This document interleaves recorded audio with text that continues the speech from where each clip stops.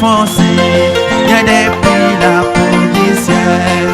Et je ne me sens jamais comme chez moi. Oui, chantons Seigneur. Oh, dis, y a point d'amis comme toi. Si le ciel n'est pas chez moi, alors que ferais-je? Les anges me font signe depuis la poussière. Je ne me sens jamais comme chez moi. Oh, tous sont à mon attente. De tous je sais. Il y a longtemps avec lui, j'ai bien tout arrangé. Bien que faible et pauvre, je sais qu'il me soutient. Et je ne sens jamais comme chez moi. Qui chantons Seigneur. Oh, tu sais, y a point d'amis comme toi. Si le ciel n'est pas, oh, alors que ferais-je? Les anges me font signe, bien depuis la poussière. Je ne sens jamais comme chez moi dans ces mots.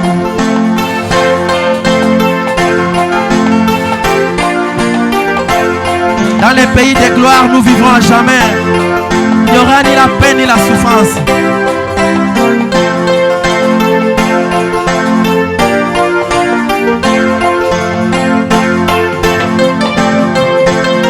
Écoutez. Oh, dans les pays de gloire, nous vivrons à jamais. Et tout côté les saints, qui victoire dans les champs. Et la pluie douce louange qui monte depuis les ciels. Et je ne sens jamais comme chez moi. Oui, oui, oui, Seigneur. Oh, tu sais, y a plein d'amis comme toi. Si le ciel n'est pas chez moi, oh, alors que ferais-je? Les anges me font signe, bien depuis la poussière. Je ne me sens jamais. L'amour de Dieu est si merveilleux, l'amour de Dieu. Oh oui, et si merveilleux, l'amour de Dieu. Et si merveilleux, oh, quel amour. Nous chantons l'amour de Dieu. L'amour de Dieu est si merveilleux, l'amour de Dieu, merveilleux, l'amour de Dieu est si merveilleux. Oh, quel amour, dites-moi comment il est si haut qu'on peut surmonter, il est si bas qu'on peut traverser, il est si large qu'on peut contourner. Oh, quel amour, dites-moi comment il est si haut, il est si bas qu'on peut traverser, il est si large qu'on peut contourner. Oh, quel amour. Sitasumbuka wakuwa Mungu ananitunza daima, anachukua mizigo yangu nyakati zote za mwezi. Oh, sijaiona, sijaiona. Louez le Seigneur avec joie. La jana imetowe na leo Mungu. Oh, haleluya.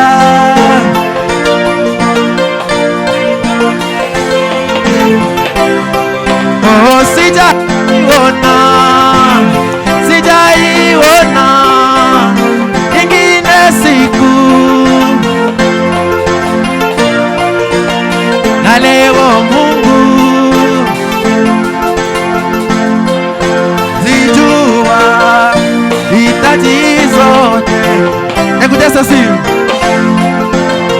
sitasumbuka, kwa kuwa Mungu ni baba yangu kabisa, hawezi kunisahau mimi, ingiwa akitifi mimba sijaiona, sijaiona ingine siku. Ona leo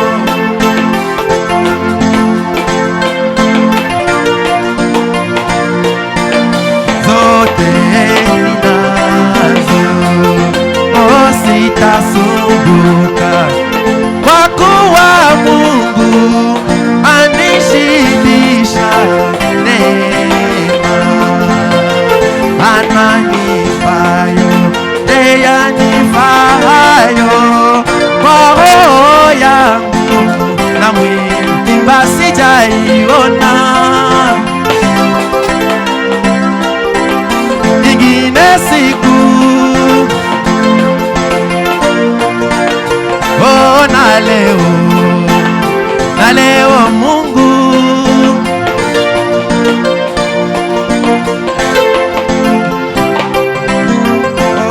tout puissant, tout puissant, tout puissant. Oh oui, tout puissant Jésus. Alléluia, alléluia. Oh alléluia, alléluia, alléluia. Oh alléluia. Jésus m'a aimé, m'a aimé, m'a aimé. Jésus m'a aimé. Jésus, alléluia, alléluia, oh alléluia, alléluia, alléluia, oh alléluia. Yesu tilobo, tilobo Yesu, iba tilobo, tilobo Yesu, alléluia, alléluia, oh alléluia. Alléluia, alléluia, oh alléluia. Yesu munanga, munanga Yesu. Eye munanga, munanga Yesu. Alléluia, alléluia, oh alléluia, alléluia, alléluia, oh alléluia.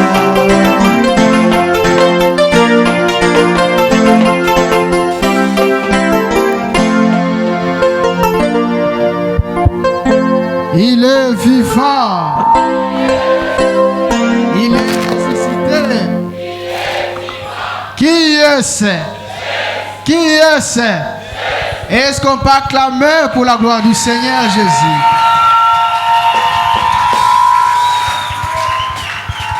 Ah. Salut celui qui est à ton côté. Salamia mwenye kuwa kando kando zako. Souhaite-lui les bienvenus dans la maison du Seigneur. Mutakie kuja njema mnyumba Bwana. Veuillez un peu vous asseoir. Tunaweza kuikaa.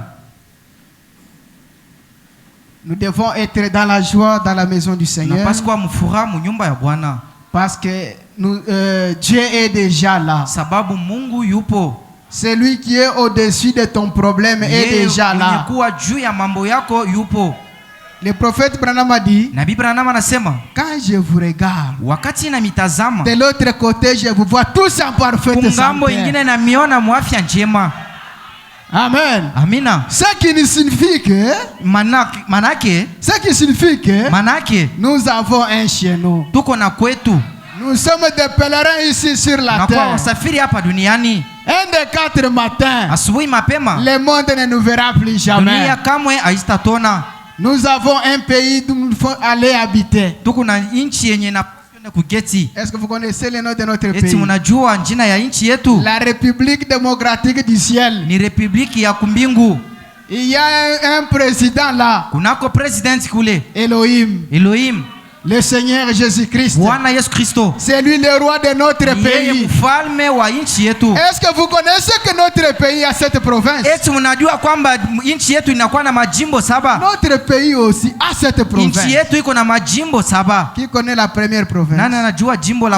La province d'Éphèse. Qui est le gouverneur? Mais répondez-moi. Paul. Deuxième province. La province de Smyrne. Le gouverneur. Donc c'est une réalité. Nous avons chez nous. Et nous avons aussi notre province. Quel est le nom de notre province? Laodicée. Qui est le gouverneur? Olinga le gouverneur, c'est William Marion Branham. Amen. Amina. Nous avons un chez nous. Est-ce que je peux entendre des cris de joie?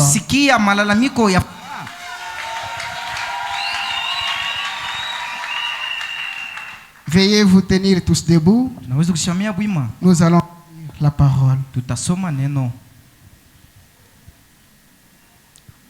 Lisons Psaume chapitre 6. Zaburi sita sura. Verset 7. Mustari ya saba. Et nous le lisons au nom du Seigneur Jésus-Christ. Nos pères en Égypte ne firent pas attentifs à tes miracles. Ils ne se rappelèrent pas la multitude de tes grâces. Ils firent rebelles près de la mer et près de la mer Rouge. Que le Seigneur ajoute ses bénédictions à la lecture de la parole. Veuillez vous asseoir. J'ai dit encore merci au pasteur qui m'a accordé cette grâce de vous parler encore ce matin. Que Dieu lui bénisse encore. Que Dieu bénisse chaque présence parmi nous. Oui. C'est depuis jeudi que nous avons commencé notre prédication ici. Moi, je n'ai pas à vous prêcher. Je n'ai pas le message à vous donner. Mais nous répétons seulement le prophète William Branham. Amen. Nous avons intitulé notre sujet Dieu mal compris. Amen. C'est un sujet que le prophète William Branham lui-même a prêché le 23 juillet 1961 soir. Oui. Alors j'ai voulu aussi répéter ce que lui-même a prêché. Oui, oui. Le jeudi là, nous avons parlé de mal comprendre les choses. Le prophète dit, on peut déjà commencer au paragraphe, avec le paragraphe 160. Dieu mal compris. 160.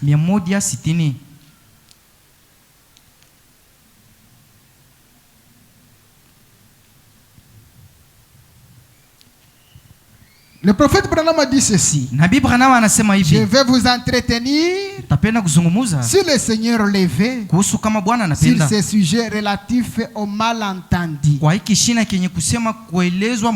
Dieu mal compris. Il dit, je vais intituler comme ceci, Dieu mal compris. Vous savez, mal comprendre nous plonge dans de tourments. Très souvent. Amen. Amina. Nous avions parlé le jeudi là que même dans nos foyers, dans le naturel, s'il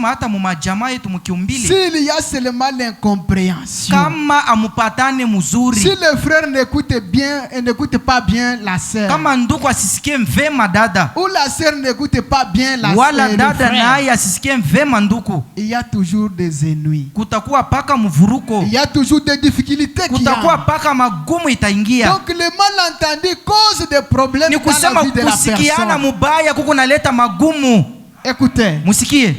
Le malentendu cause même manque d'appétit. Inaletaka hata unasina hata hamu ya kula. Amen. Amina. Même si c'est le foufou avec de la viande. Hata kama ni mbukari na nyama. La sauce que vous avez préférée. Ile supu yenye unatamaniaka. Si il y a seulement quelque chose qui ne va pas. Kama kunako kitu akiendeke moyoni mwako. L'appétit part. Hata amu ya kuria itaenda. La palpitation commence. Kupika moyo mbio mbio kunaanza. Regarde si la sœur on peut la dire que vous savez sœur. Angalia dada kama wamesema dada unajua. Le frère à la carrière là. Nduku kule kunjimu. On l'a surpris avec une autre femme. Bana mushika na mke mwingine. La tension va monter. Pale damu inaanza mbio. L'appétit va partir. Na amu ya kura inatoka. On l'amène à l'hôpital. Banampeleka hospitali. On la perfuse même. Banamutia mai. Mais imprévu, elle n'était pas malade. Naye asikukue mgonjwa. Qu'est-ce qui a fait qu'on puisse faire tout nini cela? kinafanya vile? Malentendu. Kusikia bitu mubaya. Amen. Amina. Oui, malentendu. Ndivyo kusikia bitu mubaya. Le prophète nous dit, nabii anatuambia d'être sûr et certain en tant que chrétien, na kikisho kama wa Kristo, avant de faire quoi que ce soit, kabla ya kufanya chochote, être sûr de ce que tu kuwa na dis, hakika na bilu être kunasema, sûr de ce que tu as entendu, kuwa na hakika na bienye ulisikia. Oui, ndio parce que les malentendus sababu kuelewa mubaya cause beaucoup de problèmes. Unatuletea sikitiko. Nous avons parlé cela le jeudi. Tukasema ile kazine. Nous continuons na tunaendelea avec le paragraphe 161. Na ubeti 161. Vous savez, unajua mal comprendre kusikia mubaya nous plonge dans tant de tourments. Inatuingiza mumuvuruko kabisa. Très souvent, zaidi les gens répètent des choses watu wena semulula bitu venant de quelque chose yenye kutokea ku kitu fulani qu'un autre ya mtu mwingine, et alors nayo qu'ils ont mal compris. Na boba bisikia mubaya. C'est la cause des ennuis à la personne. Ili italeta mvuruko kwa mtu. Amen. Amina. C'est la cause des ennuis à la personne. Ili italeta mvuruko kwa mtu. Je crois naamini qu'il nous serait avantageux ya kusema itakuwa vema kwetu d'entendre simplement ya kusikia tu jusqu'à ce que nous ayons compris quelque chose ya kuchunga paka pale tutaelewa kitu fulani kabla ya kukisema. Amen. Amina. Si aujourd'hui ici, kama leo hii, il y a les gens qui adorent le prophète Branham, kunako watu wenye kuabudu nabii Branham, c'est parce qu'ils n'ont mal entendu. Ni sababu balimuelewa mubaya. Amen. Amina. S'il y a aujourd'hui les adorateurs, kama leo kunako babudwaji, non, c'est lui Dieu. Yejo Mungu. C'est parce qu'ils ont mal compris. Ni sababu barisikia mubaya bitu. Dieu mal compris. Mungu mwenye kuelewa mubaya. Amen. Amina. Alors, nayo si Dieu fait quelque chose, kama Mungu anatenda kitu fulani maishani mwako, chaque chose que Dieu fait a une signification. Kila kitu Mungu anatenda kina maana mnyuma. Mais nous oublions cela. Lakini tunasaulika hiyo. Chaque chose kila kitu que Dieu fait kenye Mungu anayofanya a un objectif. Kiko na kifukuzio. A une signification quelque part. Kiko na maana yake fasi fulani. Mais nous n'avions pas bien comprendre ça. Na hiyo si atuelewe mzuri bile bitu. Oui. Ndio. Même cette église ici. Hata hii kanisa hii. On n'a pas construit cette église pour construire. Atukuijenge juu ya furaha. Même notre présence ici. Hata uwapo yetu hapa. A un objectif. Inakuwa na kifukuzio. Amen. Amina. Quand nous venons ici, wakati tunakuja hapa, ce n'est pas pour plaire à personne. Haiko juu kufurahisha wala kupendeza mtu. Ce n'est pas pour vous montrer des comédies. Ana juu kumionyesha ma sketch. Nous venons ici avec un but précis. Tunakuwa hapa na kifukuzio kihakika. C'est pour aller au ciel. Ni juu kwenda mbinguni. Personne ne vient ici pour aller dans l'enfer. Kuyaka hapa juu ende mwadezi. Ne comprenez pas mal Dieu. Musielewe mubaya Mungu. Amen. Amina. C'est avec un but que nous venons ici. Na kifukuzio ambapo tunajokuya hapa. Et cette église ici. Na hii kanisa hii est construite encore avec un but. Barikijenga na kifukuzio. C'est une maison de correction. Ni nyumba ya kutengeneza wala kurudisha munjia. Mtu atasema amina. C'est une maison de préparation de l'épouse. Ni nyumba ya matayarisho ya bibi harusi. Préparation kutayarisha des élus du Seigneur ya wateule wa Bwana Yesu Kristo. C'est le but de cette église. Ndio kifukuzio kia hii kanisa. Cette église n'est pas un endroit où on peut venir pour montrer comment nous sommes bien habillés. Yenye tunawezi kuya tuoneshane vile tunajua kuvala. Non. Ou soit imiter l'autre ce qu'il fait. Imiter l'autre, c'est qu'il fait. Parce que le frère l'a porté comme ça. Moi aussi je vais porter comme ça. Comme la sœur a porté si c'est Kabelo. Moi aussi je vais porter Kabelo. Ce n'est pas une maison d'imitation. Ici c'est une maison de correction. Une chose. Ce n'est pas tout le monde qui ira au ciel. La vie éternelle, c'est quelque chose d'individuel. Amen. Amina. Ne comprenez pas mal les choses. Oui, Dieu est mal compris. Le prophète Branham a dit, quand nous venons ici, ce n'est pas pour écouter la bonne musique. Ce n'est pas pour montrer combien nous sommes habillés. Cette maison ici, c'est une maison de correction. Quand nous entrons ici, chaque personne est censée de se mirer à la parole. Il regarde là où il a failli. Il se met en ordre avec la parole. Et il va de l'avant. Amen. Amina. Ce n'est pas une maison d'il faut commencer à se suivre dans des vies privées. Il a porté 3 vestes. Il commence à se faire comment. Cette sœur, comme elle porte de belles robes et d'autres. Ce n'est pas notre objectif ici. Amen. Amina. Ce n'est pas ça notre objectif ici.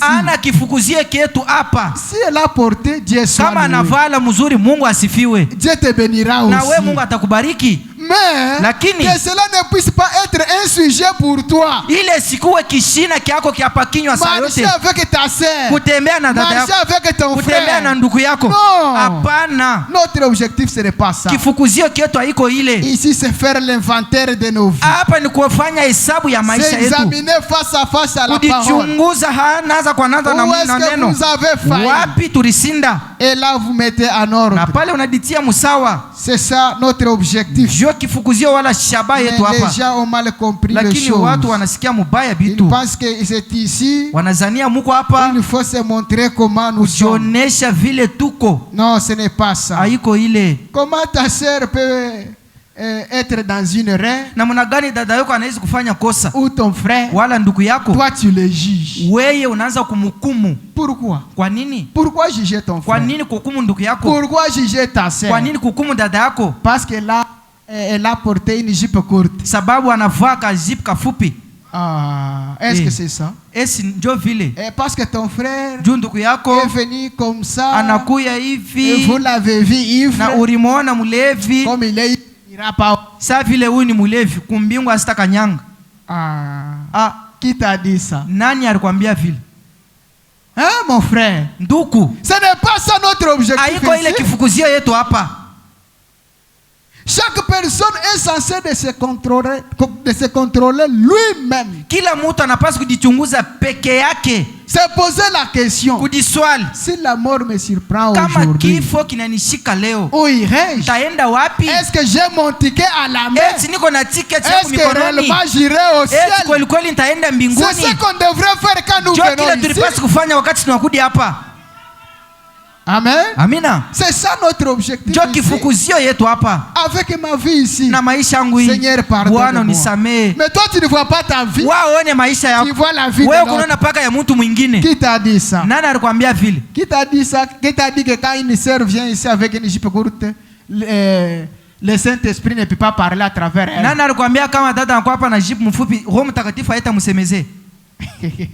Je vais choper quelqu'un. Hein? Quand quelqu'un mène une mauvaise vie, le Saint-Esprit ne peut pas parler à travers cette personne. Toi qui juges. Qui t'a dit ça? Que Dieu ne peut pas le faire. Je vais choper quelqu'un. Disons le prophète. Dans Dieu toujours mal compris. Au paragraphe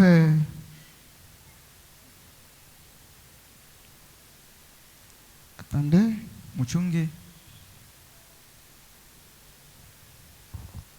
Au paragraphe 70. Oui, ce n'est pas bien. Nous devons connaître notre objectif. Ne comprenez pas mal les choses. Dieu est souverain. Écoutez ce qu'il dit. Écoutez.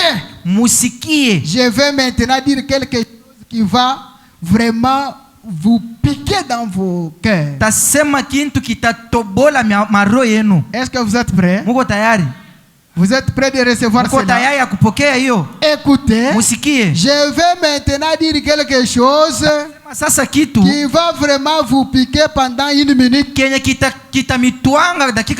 Alors restez tranquille. Restez tranquille. Assis un instant. Le Saint-Esprit peut parler à travers un hypocrite. Est-ce que quelqu'un peut dire amen? Est-ce que c'est le frère John? Dieu lui-même. Le Saint-Esprit peut parler même à travers un hypocrite. Mais pourquoi toi tu les juges que il n'ira pas aussi? Qui es-tu pour juger ton frère? Qui es-tu pour juger ta sœur? Un hypocrite se tient. Dieu dit. Oui. Croyons. C'est ce que le prophète dit. Même un hypocrite. Le Saint-Esprit parle à travers. C'est Dieu qui change la vie de la personne. Ce n'est pas toi qui vas changer la vie de votre frère ou la vie de ta sœur. Le prophète Branham a dit, le Saint-Esprit dans l'homme, c'est comme un bébé. Il grandit. Tu ne peux pas avoir en même temps un bébé aujourd'hui avec les dents dans la bouche. À la maternité, un bébé qui vous dit, ma mère, que Dieu te bénisse. Il a beaucoup souffert avec moi. On va sortir quand la maternité. On va sortir quand la maternité. Papa est resté où? Est-ce que tu vas aimer cet enfant? Non. Chaque chose a son temps. Oui. Chaque chose a son temps. Il y a un temps où Dieu va changer cette personne. Il deviendra aussi une bonne sœur, un bon frère. Dieu nous a aimés d'abord dans le péché. N'est-ce pas, chaque personne connaît là où Dieu l'a appelé. Chaque personne est témoin de sa vie. Nous qui s'appelons aujourd'hui chrétiens, mais nous sommes témoins de nos vies. Avant de devenir chrétiens, nous avons passé par là. Mais pourquoi aujourd'hui toi tu juges? Est-ce que je peux entendre des cris de joie pour la gloire du Seigneur?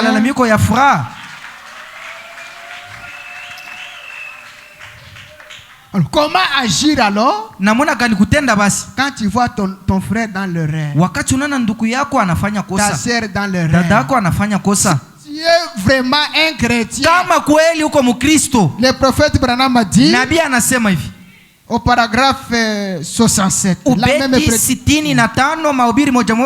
je pense que toute femme qui est maternelle,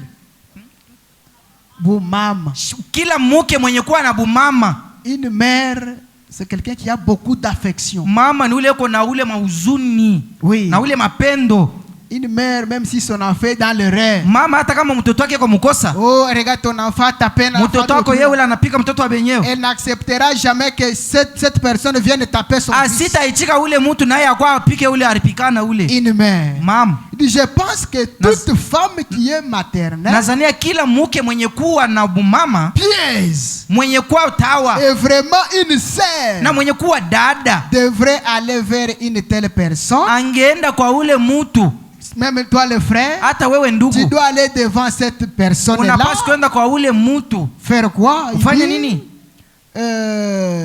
Et avec la douceur de l'esprit. Tu ne peux pas conseiller la personne avec la colère. Hawezi kushauria mtu na kisilani. Même ton mari hata mume wako ou ta femme le conseiller avec colère. Mume ça ne tiendra pas. Haibitaingia. Il faut corriger avec douceur. Banapaswa kunyolosha na utulivu. Amen. Amina. Il dit anasema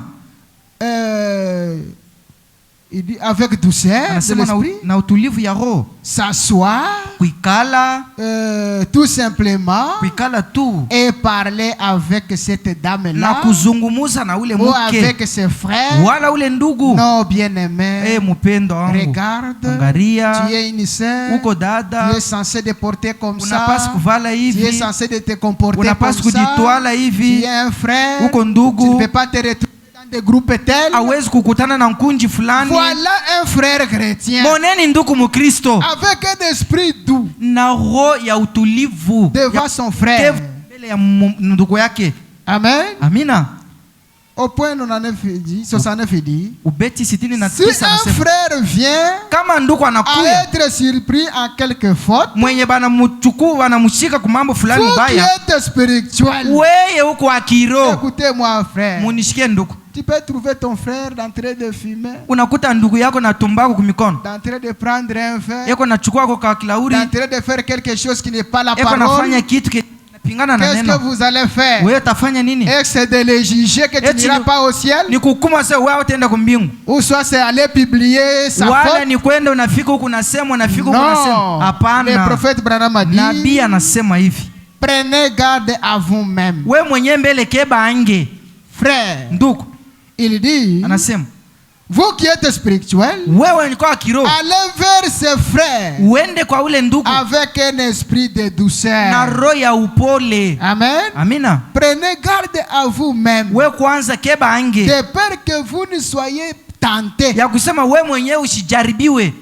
Amen. Amina. Et voyez, namone, si vous ne pouvez pas ramener cette personne, ne dites pas qu'ils n'ont pas de bon esprit. Amen. Amina. Ne dites pas qu'ils n'ont pas de bon esprit. Non. Ne jugez pas. Dieu lui-même, Jésus lui-même, il n'est pas venu pour juger. Amen. Amina. Il dit laissez tout grandir. C'est Dieu lui-même qui va faire la sélection de ses brebis, ses boucs. C'est lui qui va faire cette sélection. Ce n'est pas vous, c'est Dieu lui-même. Que Dieu vous bénisse. Oui, oui. C'est comme ça quand même. Ne comprenez pas mal les choses. Dieu est mal compris. Mungu mwenye kuelewa mubaya. Oui, oui, Dieu est mal compris. Mungu mwenye kuelewa mubaya. Nous continuons. Tunaendelea. L'église aujourd'hui, kanisa leo, a aussi mal compris Dieu. Nayo inaelewa Mungu mubaya. Voilà pourquoi nous avons choisi aussi ce sujet. Moneni kwa nini tunachukua ikishina. L'église comprend aussi mal Dieu. Kama kanisa nayo inakusikia Mungu mubaya. Alors, nayo, nous sommes censés de prendre tout cela. Tu ne peux pas être un chrétien. On te surprend dans une faute quelconque. On te corrige. Tu refuses. Tu gonfles. Tu te défends. Non, là, tu n'es pas un bon chrétien. Amen. Amina. Le prophète Branham a dit, le Saint-Esprit obéit à sa parole. Si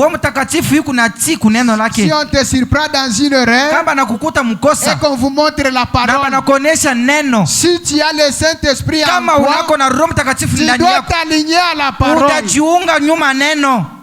Amen. Amina. Dans la même prédication 116, 113.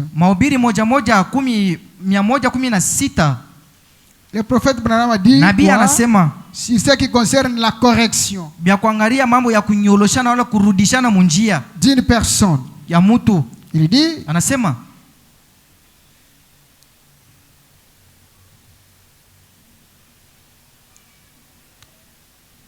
116. Si quelqu'un sort de l'ordre, kama mtu anatoka musawa wala mutaratibu, amen, amina, si quelqu'un marche en dehors de la parole, kama mtu anatembea kinyume na neno, et il continue, il dit, anaendelea anasema, et que les pasteurs doivent intervenir, na pastori anapaswa kuangalia ile mambo, ou doivent les corriger, wala anapaswa kumnyolosha, les mettre dans le droit chemin avec la parole. Munjia sawa na neno. Il dit, anasema, si cet esprit s'emporte, kama ile roho inashirika, amen, amina, et qu'on vous dit la vérité, banakwambia ukweli, si cet esprit s'emporte, ile roho inashirika, alors nayo ce n'est pas l'esprit de Dieu. Ni kusema hauna na roho ya Mungu ndani yako. Amen. Amina. L'esprit de Dieu, roho ya Mungu, supporte toujours. Kuna vumilia tu. Il s'accorde avec la parole. Kuna jambatisa na neno. Voyez-vous? Munaona? Il reconnaît la parole chaque fois. Anajua neno kila mara. L'esprit de Dieu, roho ya Mungu, dans l'homme, mundani ya mutu, reconnaît la parole. Yo inatambuaka paka neno. Quand on vous dit seulement c'est, wakati wanakwambia ce que tu fais là, ce n'est pas la parole. Kile kunafanya kina neno. Tu n'as pas le droit de te défendre. Wewe hawezi kujibu. Frère, tu n'as pas le droit de te défendre. Ndugu, wewe ushijibu. Un agneau, mkondolo, il doit seulement s'aligner et s'incliner devant la parole. Si toi tu cherches toujours des défenses, et qu'on te ramène dans le droit chemin, l'esprit qui est en vous n'est pas de Dieu. Amen. Amina. Est-ce que nous sommes ensemble? L'esprit qui est en vous n'est pas de Dieu. 113 dit, j'apprécie la confiance que vous témoignez de moi. Et alors, vous me posez des questions, je vous réponds. Il dit alors, si cet esprit en vous et se met en colère pendant qu'on vous corrige, pendant qu'on vous montre la parole, si l'esprit qui est en vous se met en colère, cela montre que ce n'est pas le Saint-Esprit qui est en vous. Amen. Amina. Il dit si le pasteur vous met en ordre, il vous montre ce qui est la parole, et que toi tu te mets en colère. Le prophète Branham a dit, l'esprit qui est en vous n'est pas de Dieu. Est-ce qu'on peut acclamer pour la gloire du Seigneur? Dieu mal compris. Oui. Et nous avons constaté que cela est entré même dans l'église. Dieu mal compris même dans l'église. Aujourd'hui, les gens ont oublié. Comme nous l'avions dit là, Dieu ne fait rien pour faire. Quand il fait quelque chose, cela a une signification devant lui. Il sait pourquoi il t'a placé ici comme diacre. Mais les gens ont oublié pourquoi Dieu t'a placé comme administrateur. Pourquoi Dieu t'a placé comme chantre. Pourquoi Dieu t'a placé comme ministre. Homme d'affaires, qui que ce soit. Les gens ont compris mal les choses. Amen. Amina. Quand Dieu nous donne cette charge, c'est pour servir un dessein. Amen. Amina. C'est pour servir un dessein. Quand nous venons ici, chaque personne a son appel. Il connaît là où Dieu l'a appelé. Et dans la maison de Dieu, il n'y a pas de chemin. Amen. Amina. Dans la maison de Dieu, il n'y a pas de chemin. Il y a toujours des travailleurs. Si toi tu es chômeur, demande, pose la question à Dieu. Pourquoi tu m'as appelé ici? Amen. Amina. Pourquoi tu m'as appelé ici? Parce que chanter, c'est un don. Amen. Amina. C'est un travail que vous faites à Dieu. Kazi unafansia Mungu. Chantez seulement. Kuimba tu kuimba. C'est un don que Dieu vous a donné. Ni zawadi Mungu anakupa. Amen. Amina. Jouer à la musique là. Kucheza ile mabindano. Ce n'est pas tout le monde qui ana connaît. Mtu wote atapita kula na bicheza. Si toi tu connais jouer à la musique. Kama unajua kubicheza kule. C'est un don. Ni zawadi. C'est un travail que Dieu vous a donné. Ni kazi Mungu anakupa. Dans sa société. Mu kampuni yake. Dieu mal compris même dans l'église. Mungu mwelewa kwa mbaya hata ndani ya kanisa. Oui. Ndivyo. L'hospitalité seulement. Kupokeleana tu kuzuri. C'est un don. Ni zawadi. L'hospitalité, c'est un don. Kupokeleana mzuri ni zawadi. Ce n'est pas tout le monde qui a ce don là. Ana mtu wote anapokeleanaka na furaha. Si Dieu t'a donné cela, kama Mungu anakupatia ile zawadi, bénis Dieu. Usimubariki Mungu. Reste fidèle avec ce don là. Na ile zawadi. Amen. Amina. Il y a d'autres. Un visiteur. Kunako mwingine mtu anakuwa mwangalia. Il dit que moi je vais m'en occuper de lui. Anasema mimi nitashana naye. Il vient chez moi. Akwe kwangu.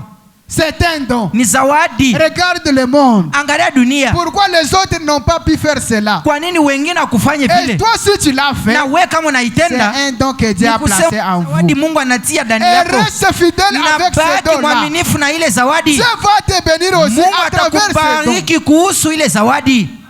Amen. Amina. Oui, oui. Ndivyo. Jouer la musique. Kucheza mimbo. Et puis dans chaque travail, il y a toujours des tentations. Kunikalaka paka majaribu. Quelles que soient les tentations, ijapokuwa majaribu, tu vas toujours de weye songea. Amen. Amina. Tu ne peux pas aller de l'avant hawezi kwenda mbele sans tentation dans votre kama travail. ya kujaribu mbele. Même dans la musique, hata mumimbo il y a la tentation. Muko majaribu. Amen. Amina. Le prophète Branham a dit, Nabii anasema, même crier dans l'église, hata kulalamika mukanisa quand on prêche, wakati banahubiri, c'est un don. ni zawadi. Est-ce que nous sommes ensemble? Eti tuko pamoja? C'est un don. Ni zawadi. C'est un travail de Dieu. Ni kazi za Mungu. Ce n'est pas tout le monde qui a ce don là. Ana mtu wote analalamikaka.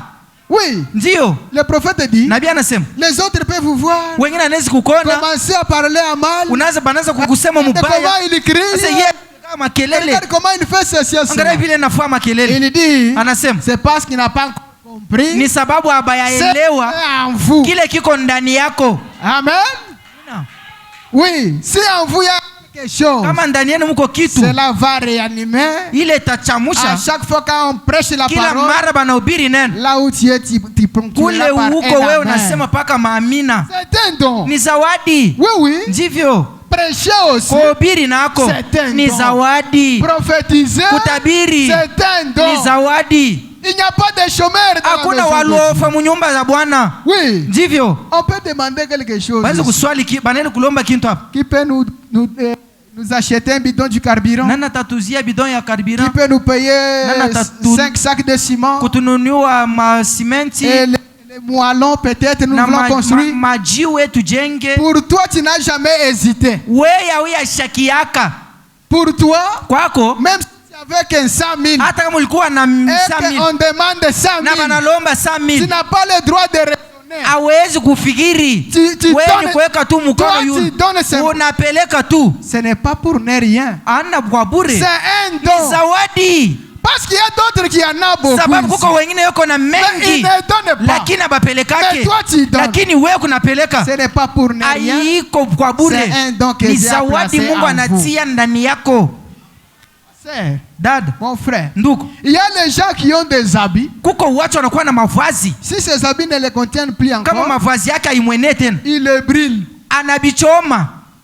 Mais il y a les autres. Lakini kunako wengine, il a 5 pantalons. Eko na masuari 5. Une fois voir son frère avec un seul pantalon, wakati anaona ndugu yake na suari moja, il n'est pas tranquille. Asiwezi kuwa mustare. Cette sœur là, inabidi ule dad prenne une jupe, achukue jupe moja. Ce frère là, wala ule nduku puisse prendre un pantalon, achukue suruali moja, et aider ses frères, enda kamukaburie ule nduku qui en a manque. Kwa ule uko na moja ule, ce n'est pas pour ne rien. Haiko kwa bure. Si toi tu n'as pas encore donné, kama wewe yapeleka, tu n'es pas tranquille dans ton cœur. Hauna ndani ya moyo yako. Unasikia paka kitu kinakwambia, uende upeleke, uende mukaburie, uende. C'est un don. Ni zawadi. Oui. Ndivyo. C'est un don. Ni zawadi. Mais pendant que toi tu utilises ces dons, wakati unatumia ile zawadi, il y a des tentations. kutakuwa majaribu. Le diable viendra. Ibilisi atakudia. Il te dira. Atakwambia. C'est toujours toi qui donnes. Wewe paka njoo unapeleka. Regarde à gauche. Angalia kushoto. Regarde à droite. Angalia kuume. Ce n'est pas tout le monde qui donne.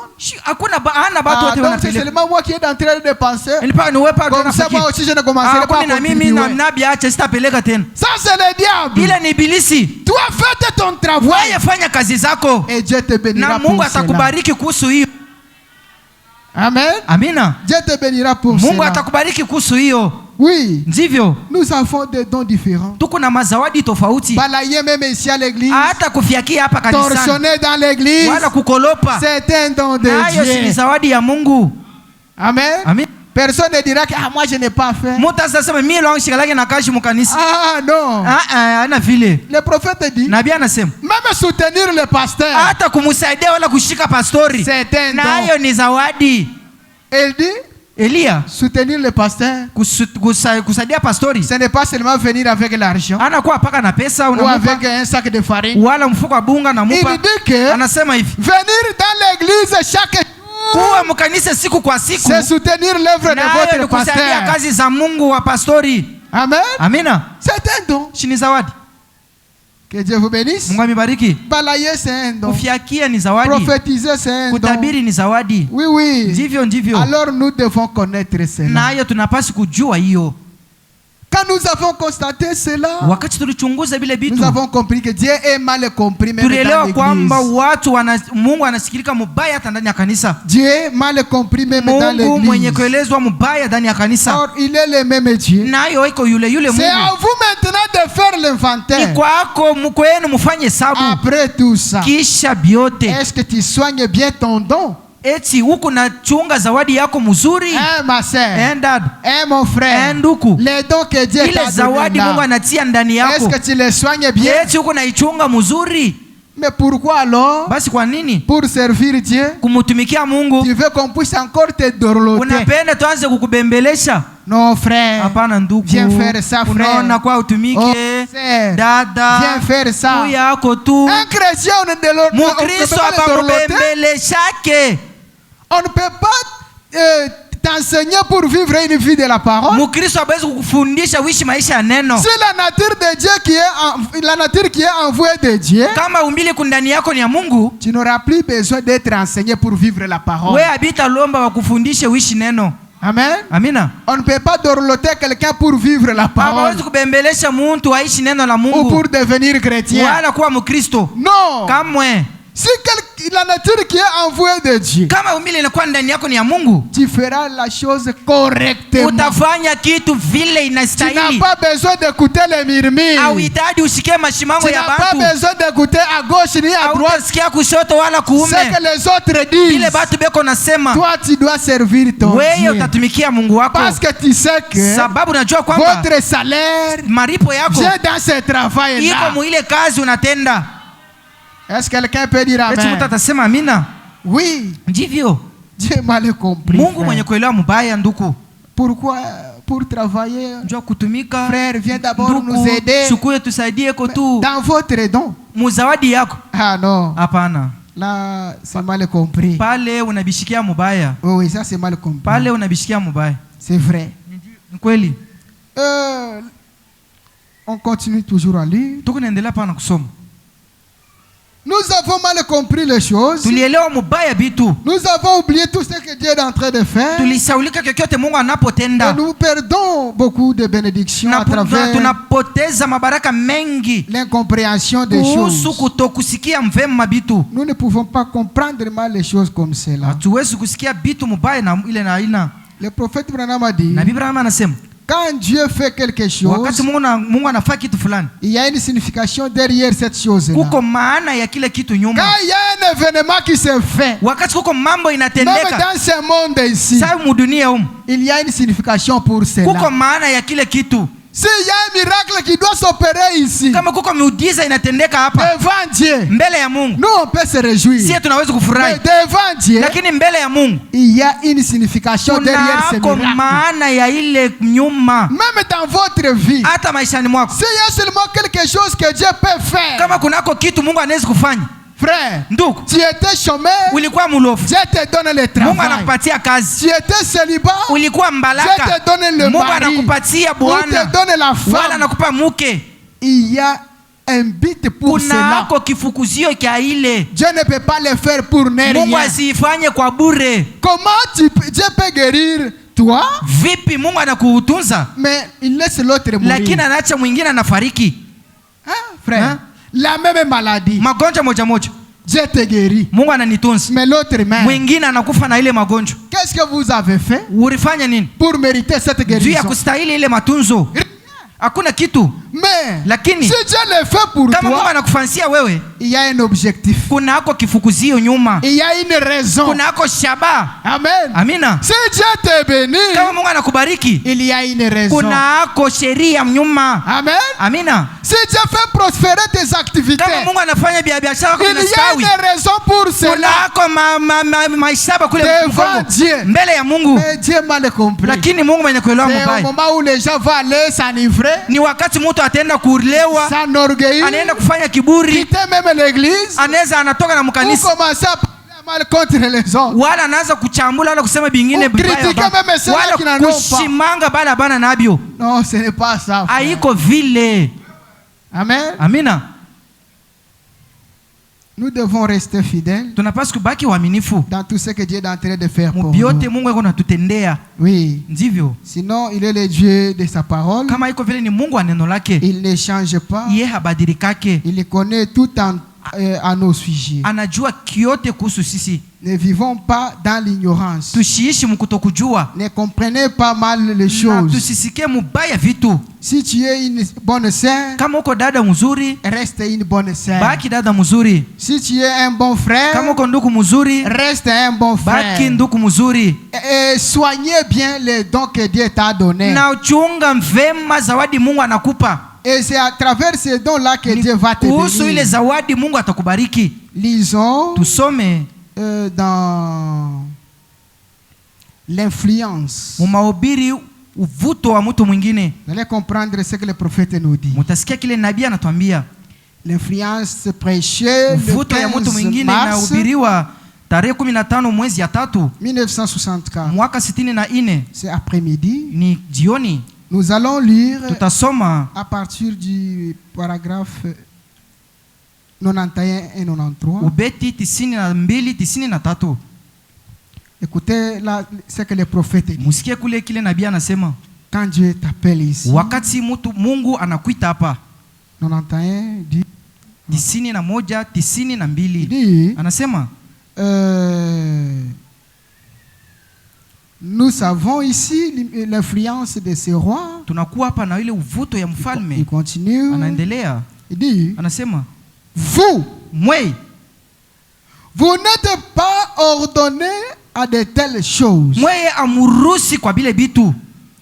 Quelles ces choses? Bitu gani? L'imitation. Kuiga wala kufuatilisha. Amen. Amina. Il dit, Anasema, que faisait savoir au peuple que cette imitation charnelle que les uns les autres aujourd'hui ne vient pas du Seigneur? Mungu anajulisha watu wa kusema kuiga leo kwa watu wa kimwili kusema haitokee kwa Mungu. L'imitation ne vient pas de Dieu. Kuiga wala kufuatilisha haitokee kwa Mungu. Il y a l'imitation spirituelle Kunako kuiga kwa kiroho et l'imitation na charnelle. kuiga kwa mumwili. Amen. Amina. Le prophète dit, Nabii anasema, si on priait pour toi, kama banakombea pour le baptême du juu ya Saint-Esprit, batizo kwa mtakatifu, même si tu n'as pas senti les hata effets, kama usikie michemuko, commence à te comporter comme des gens wewe remplis anza du Saint-Esprit. kujitwala kama mtu mwenye kudiana Roho Et Mtakatifu, va t'aligner à ceux-là qui sont remplis na du uende Saint-Esprit. ukaripange kwa bale banajia na Roho Mtakatifu. C'est ça. Ça, c'est spirituel. Vio ni ile ni Mais Roho Mtakatifu. charnel, Lakini ya kimwili. C'est quand tu vois quelque chose que ton frère fait. Ni wakati unaona ndugu yako anafanya kitu fulani. Parce qu'il a habillé comme ça. Sababu anavala hivi. Si je vais m'habiller comme ça. Na mie nitavala hivi. Comme lui avait répondu mal au diable. Vile alimujibu mubaya mshemasi. Moi aussi je vais répondre mal au diable. Nitarudisha mubaya mshemasi. Ça c'est l'imitation charnelle. Ile ni kuiga kwa kimwili. Dieu interdit cela. Mungu anakataza ile. Amen. Amina. Comme l'autre là ne donne pas la dîme. Saula ashipelekake chekumi. Moi aussi je ne peux pas donner la dîme. Nakata sitapelekaka tena. N'est-ce pas, nous travaillons avec lui ensemble. Tunatumikaka naye pamoja. Mais il ne donne pas. Mais il prospère. Moi aussi je ne peux pas.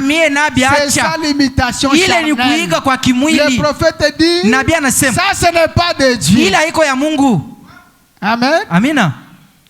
Il dit. Anasema.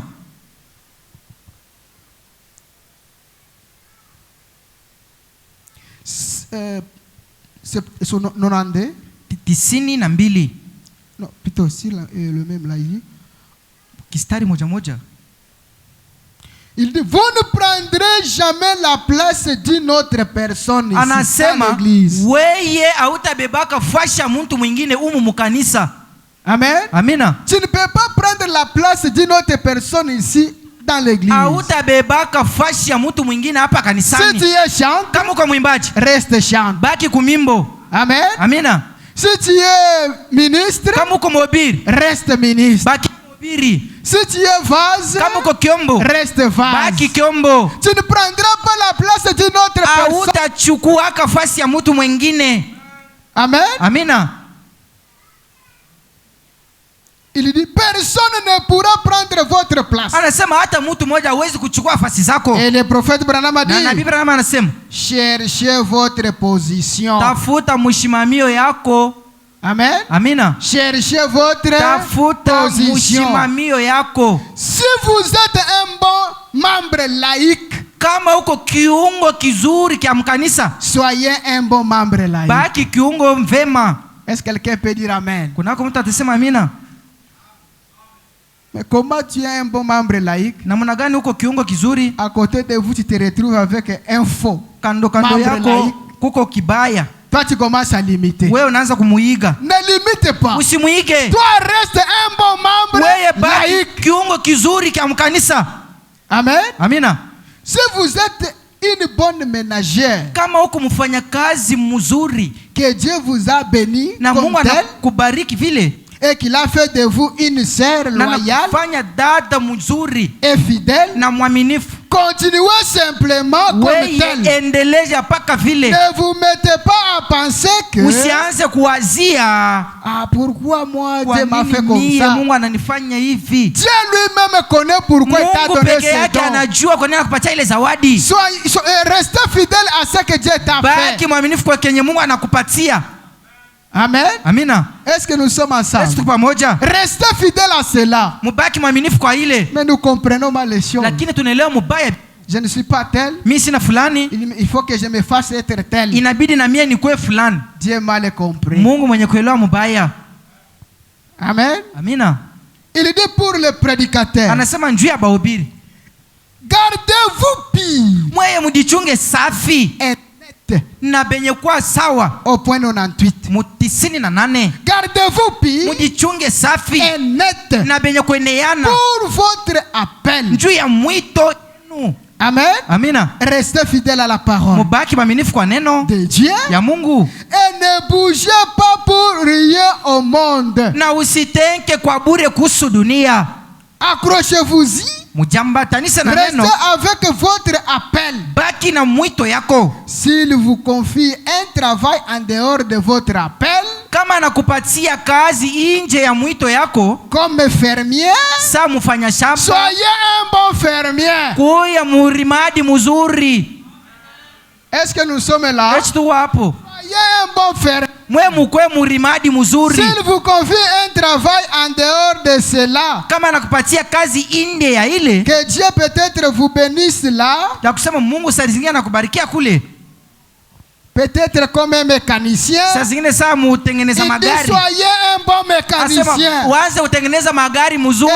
dans ce que Dieu est en train de te bénir là, le prophète Branham a dit payez vos dîmes. Cher ministre, Chers frères et sœurs, payez le dîme.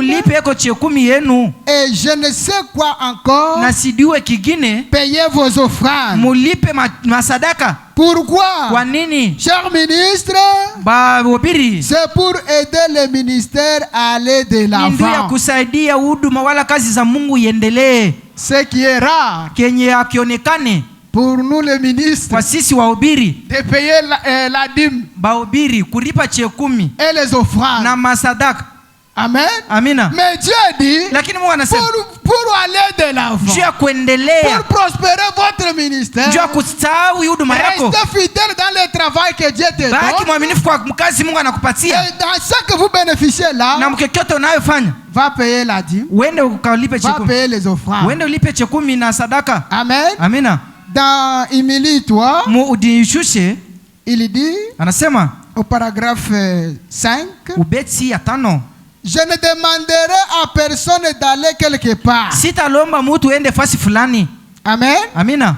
Sans que moi-même j'aille d'abord pour savoir si c'est ce qu'il faut ou pas. Je ne demanderai à personne de faire un pas en Dieu que je n'ai déjà fait moi-même. Amen. Amina. Je ne peux pas vous pousser de faire un pas à Dieu. C'est quelque chose que moi-même je n'ai jamais fait. Amen. Amina. Lisons d'abord. Il dit, puis, si c'est bien qu'il faut faire, je peux dire au point 6, et alors, je pense que n'importe quel ministre devrait faire ça. Amen. Amina. Faire quoi? Kufanya nini? Avant de prêcher quelque chose, kabla ya kuhubiri kitu fulani, tu dois d'abord toi-même vivre wewe mbele unapaswa kuishi bila unatuhubiri. Amen. Amina. Et alors, nayo sasa n'importe quel ministre devrait faire ça. Il devra d'abord y aller lui-même. Il est censé être un conducteur des gens. Il ne doit pas parler d'une chose à laquelle il ne voudrait pas lui-même mettre la main. Est-ce que quelqu'un peut dire Amen? Amen. Amina. Vous voyez? Laissez l'escroquerie. Vous irez dans l'enfer. Mais le premier escroc c'est moi. Dieu m'a le compris. Évitez des dettes. Évitez des dettes. Payez des dettes. Wamandeni wa kwanza ni mimi. Lui-même a trop de dettes. Dieu m'a le compris. Vous risquez de servir Dieu en dehors de sa volonté. Unaweza kutumikia Mungu nje ya mapenzi yake. Oui. Ndivyo. Pourquoi toi tu peux dire non, laissez l'escroquerie? Johnny wanasema mwache kibana makuta. Mais dans l'assemblée, mu makutano, là au quartier, mule mkoba, quand on voit, wakati wanakona, c'est papa ici. Ngara huyu baba huyu. Un vrai escroc. Ushipime huyu. Il m'avait escroqué tel. Ariba fulani. Il m'avait fait ceci. Alinifanya hivi. Depuis qu'il avait pris mon argent, tangu alichukua pesa yangu, il ne voulait pas payer. Asianilipaka. Si tu n'es pas à mesure de prêcher quelque chose que tu si toi tu veux prêcher quelque chose, kama yafika mwatua que tu n'es pas à mesure de le vivre, na hauna mwatua ya kuishi bila kunahubiri. Le prophète Branham a dit, nabii anasema, ne le prêche pas. Usipime kuhubiri bile bitu. Amen. Amina. Ne le prêche pas. Usibihubiri. Laissez l'adultère. Acha busharati. Mais la vie d'adultère en vous. Ne le prêche pas. Oh, payez des dîmes. Payez les offrandes. Dieu vous bénit. Mungu. Dieu. Mais toi-même tu n'as jamais payé. Donc nous sommes censés de prêcher nos vies. Amen. Amina. Quand nous sommes ici, nous sommes censés de vous prêcher nos vies. Dieu guérit. Dieu délivre. Dieu sauve. Mais tu n'as jamais expérimenté ces dieux-là. Mais comment tu vas prêcher aux gens? Ça c'est Dieu mal compris. Tu dois être d'abord toi-même. Unapaswa kwanza wewe mwenyewe modèle, mwenye kwa kionesho wala mfano. Amen. Amina. Modèle. Mfano. Et les autres vont te na wengine watakufuata. Le prophète dit, na nabii anasema, si chez vous il y a un buveur de l'alcool et d'autres, kama kwako kuko kikilewa, il dit, vous savez comment corriger un pécheur? Ce n'est pas le réprimander, faire quoi que ce soit. Il dit que votre vie que vous allez mener vis-à-vis de cet homme, c'est ça qui va le changer. C'est ça qui va l'amener à croire la parole. Mais aujourd'hui, tout est mal compris. Amen. Amina. Moi je marche seulement comme ça. Je ne suis pas un enseignant. D'ailleurs je regarde le temps. Si ça vient, ça change. Amen. Amina. Oui, oui. Ndivyo. Il dit pour les hommes d'affaires. Anasema njoo bafanya biashara. C'est grave. Ni hatari. C'est grave vraiment. Ni hatari, hatari. Il dit quoi? Anasema nini? Vous savez, au point 100, vous voyez, anasema unaona, il y a une autre chose kunako kitu kingine que nous devons savoir. Kenye tunapasi kujua. Peu importe combien Dieu vous a béni. Ijapokuwa mara ngapi Mungu anakubariki. Est-ce que nous sommes ensemble? Eti tuko pamoja? Peu importe combien Dieu vous a béni. Ijapokuwa mara ngapi Mungu anakubariki. Vous n'avez pas le droit de réprimander les loin de Dieu. Ya kufokea mpakaliwa wa Mungu. Est-ce que je comptais entendre beaucoup de Miri jua sema ba amen itakuwa ya mingi. Même si Dieu t'a élevé comme ça. Hata kama Mungu anakuinua mwatua kani. Il y a beaucoup de bien. Uko na vitu mengi. Et que les serviteurs de Dieu sont pauvres. Na batumishi ba Mungu ni ba masikini. Ils n'ont rien. Baba na kitu. Ne les réprimande pas. Wewe usipime kubafokea. Amen. Amina. Sinon, kama ina vile, tu vas appeler le feu sur toi. Utaita moto pabile bintu. Ne les réprimande pas. Usipime kufokea. Les loin de Dieu. Wapakaliwa wa Mungu. Dieu t'a béni, frère. Mungu anakubariki ndugu. La sœur elle est une chrétienne. Dada ni Mkristo. Elle te donne des conseils. Anakupatia kwa mashauri. Quitte là. Wewe toka. D'ailleurs, moi on m'avait appris qu'une femme n'a pas essayé cela. Barinyambia sema mke asiwezi kusema mbele ya bwana. Pourquoi tu prends cette audace là de me parler comme ça? Mbele yangu. Non, gardez cette quitte. Wewe toka. Si elle est chrétienne, kama ni Mkristo, Dieu est au ciel. Mungu kumbingu. Il ferme ton travail. Anafunga makazi yako. Amen. Amina. Si elle est chrétienne, kama ni Mkristo mwanamke, elle te donne les conseils. Anakupatia mashauri. Tu ne prends pas soin d'elle.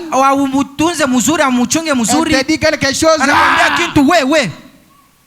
Là au ciel, kule kumbingu, il y a quelqu'un qui voit cette kuko muntu eko naona ule dada. Le ciel sera fermé à cause de cela. Itafunga kwa ajili ya ile. Soyons vigilants. Tuwe bakalamusi. Ne comprenez pas mal les choses. Tusielewe mbaya bitu. Oui. Ndivyo. C'est vrai. Kweli. Ne réprimandez pas le loin de l'Éternel. Usimfokee mpakalia wa Mungu. Ou de dire quelque chose contre eux. Wala kusema kitu kibaya juu yake. Critiquer un loin de Dieu. Unashimanga mpakalia wa Mungu. C'est critiquer Dieu. Pale unamshimanga ni Mungu. Amen. Amina. Parler mal à un serviteur de Dieu. Kusema bibaya kwa mtumishi wa Mungu. Ce n'est pas seulement le prédicateur. Ana paka bahubiri. Chaque sœur qui est ici. Dada kila dada mwenye kuwa hapa. Loin de Dieu. Mwenye kupakalia kwa Mungu. Chaque frère qui est ici. Kila ndugu mwenye kuwa hapa. Rempli du Saint-Esprit. Mwenye Roho Mtakatifu. Loin de Dieu. Mwenye kupakalia kwa Mungu. Si tu parles mal kama unamsemeza bibaya kumpembeni. Dieu dans ton chemin. Mungu ana njia yako. Voilà pourquoi nous avons des ennuis. Monini kwa maana tunako na mateso wala masumbuko. Mal comprendre Dieu. Kuelewa Mungu mubaya. Nous cause beaucoup de difficultés. Inatuletea matatizo mengi. Nous devons rester fidèles. Tunapaswa kubakia waaminifu. À ce que Dieu a fait de nous. Kwa kenye Mungu anatufansia. Comment toi? Namna gani wewe? Dieu mal compris papa. Mungu mwenye kuelewa mubaya baba. Ton frère ndugu yako a un problème avec toi. Eko na mambo na wewe. Ta sœur dada a un problème avec toi. Eko na mambo na wewe dada. Elle vient pour arranger. Anakuya atengeneze na wewe. Tu refuses. Unakatala. Mais toi tu as tes problèmes. Na wewe shuku na mambo. Tu Tu laisses de pardonner ton frère, ni ta sœur, mais toi tu veux venir dans la présence de Dieu pour que Dieu puisse te pardonner. Ah, Dieu mal compris. Dieu ne peut pas le faire. Pardonnez d'abord. Maintenant venez devant Dieu. Demandez aussi pardon de tes fautes. Par là Dieu va te pardonner. Si toi tu ne pardonnes pas sur la terre, Dieu au ciel ne te pardonnera pas aussi. Amen. Frère, si toi tu ne pardonnes pas, Dieu ne pardonnera pas aussi tes péchés. Sœur, si toi tu ne pardonnes pas ton mari, Dieu aussi ne te pardonnera pas. La vie chrétienne est basée sur le pardon. Amen. Oui. Aimer Dieu que tu n'as jamais vu. Haïr ton frère que tu vois de tes propres yeux. Il y a les autres qui haïssent même leur père biologique. Haïr sa mère biologique. Haïr son père biologique. Là, depuis que tu es ici, durant toute cette année,